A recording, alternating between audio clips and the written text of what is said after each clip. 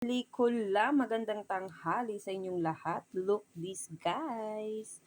We have homemade tocino. Ayan, ito ay manok.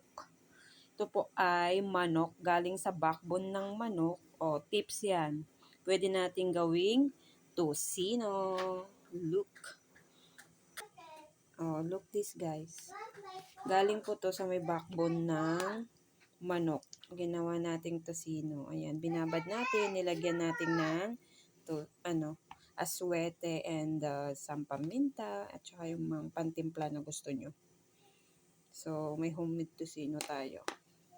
Tsaka ipiprito natin yan, guys.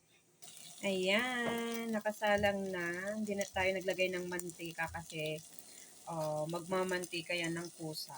So, ayan, may pananghalian na po tayo. Yummy tocino, chicken tocino is in the house. Bye. God bless everyone.